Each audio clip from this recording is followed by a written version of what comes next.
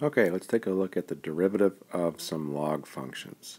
Our first log function that we're going to look at is the natural log. And recall that the natural log is really a log with a base of e. We don't typically ever write log base e. Instead, we write ln. So here's our main rule here, our main formula. It says if we're going to take the derivative of the natural log of some function. Now by f of x we mean some inner function, some inner piece. The derivative is going to be 1 over that inside piece, which we're calling f of x, and then we need to once again chain along the derivative of this inside piece, which is f prime of x. So if our function is just our plain and simple natural log of x, we know it's just going to be 1 over x because technically we're chaining along a 1, which is the derivative of x, but we don't bother to write that 1. So it's just going to be 1 over x. Again, it's really times 1, but we just write it as 1 over x. Our next one here, we have the natural log of the sine of x. So here we're going to have 1 over that inside piece of the sine of x, and we need to chain along the derivative of this inside piece. And of course we know that the derivative of the sine function is cosine. So when we clean this up, this is cosine of x over sine of x, which we could take it a step further. That's cotangent of x. Okay, let's look at one more natural log example here. We want to find the derivative of the natural log of 3 over x. Understand this is the same as finding the derivative of the natural log of 3x to the negative 1, right? Because we can bring up that x in our denominator as x to the negative 1. So when we find our derivative here, we know we're going to have 1 over the inside piece, which is 3x to the negative 1, and we need to chain along the derivative of that, which would be negative 3x to the negative 2. And so we can clean this up a little bit more. We can see those 3's will divide each other out. We're left with a negative 1. Now that x to the negative 1 in the bottom, I could bring up top as x to the positive 1, and likewise that x to the negative 2 up top I throw in the bottom. And so when we clean this up even more, we're left with negative 1 over x for our final answer. Okay, in this example, not only do we want to find our derivative, but we also want to state the domain of our derivative as well. Well, the derivative is not too difficult to find. All right, our derivative here of this function would be 1 over that x minus 3, and the derivative of that would just be 1, so we don't have to worry about chaining along anything. All right, so that's our derivative. Now, let's talk about domain. The domain of our function f. Well, that would be 3 to infinity, not including that 3, since we can't log 0 or anything negative, okay? Now, if we focus in on our derivative here for a moment, it would appear that the domain would be all x values except for 3, because 3 would make it undefined. Well, we have to remember that the original domain of the function was 3 to infinity. So that has to carry over. We can't ignore that. So we still can see here that our x value cannot be 3.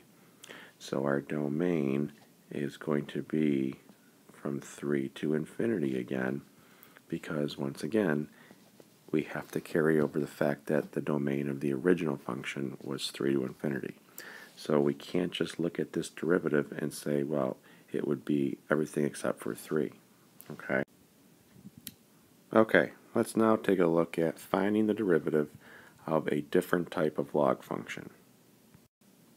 Okay, so now we're going to look at finding the derivative of a log that does not have a base of e. So this time the base is what we're calling a, which just represents any constant.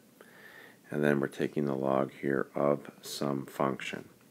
So just like before, we're going to end up with this 1 over piece. We're going to have 1 over whatever is on the inside, so 1 over f of x. And then the difference is we're going to multiply by the natural log of a. This is very similar to when we found the derivative of a to the x, where we multiplied by the natural log of a. So we have that going on here, and then notice we also have our chain rule where we're multiplying by f prime of x.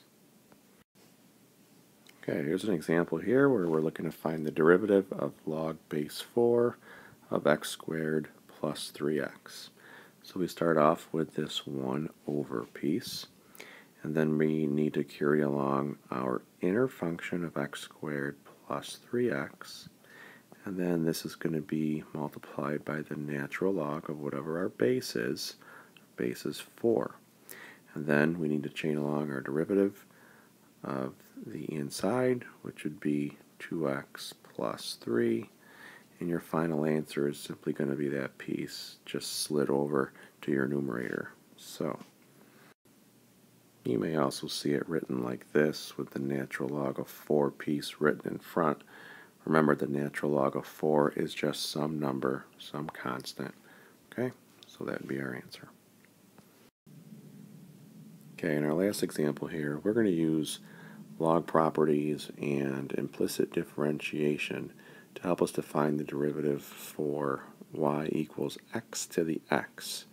Now, if you're wondering how come I can't do the power rule, how come I can't just multiply that x down, well, our power is a variable. It's not a constant, so you can't use your power rule. Okay? We also don't have a constant raised to a power, so we can't use our exponential rule. So instead, what we can do is we can take the log of each side. We start by doing that. We have the log of y equals, now recall when I take the log of a power like that, that power gets dropped down in front, and we have the log of the base. Okay, so that x gets thrown down in front times ln of x. And I'm just using the natural log here. You could use a common log. Doesn't matter. So from here, since we have a combination of x's and y's, we need implicit differentiation. So that entails us working from left to right and finding the derivative of all of our terms.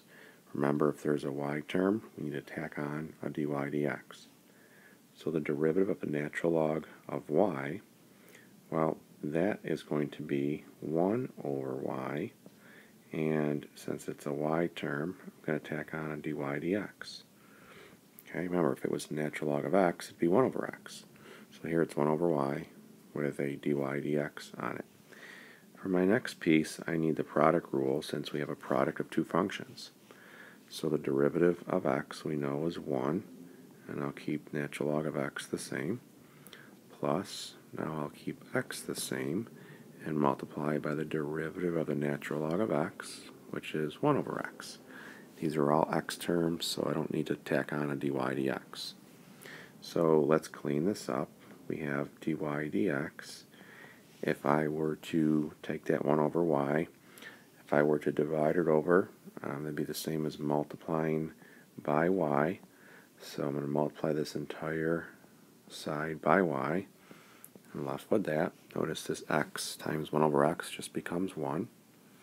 And up above here, notice that, let me grab a different color, this y is the same as x to the x. So I can replace this, I can write my final answer, dy dx equals x to the x times ln of x plus 1. So we are able to rewrite it all in terms of x. We could potentially leave it here. If this is an answer choice, if it's multiple choice, perhaps that may show up. But more than likely, you're going to have to make that substitution. So this is a neat example because we are factoring in our logs, our properties, our derivatives, as well as implicit differentiation.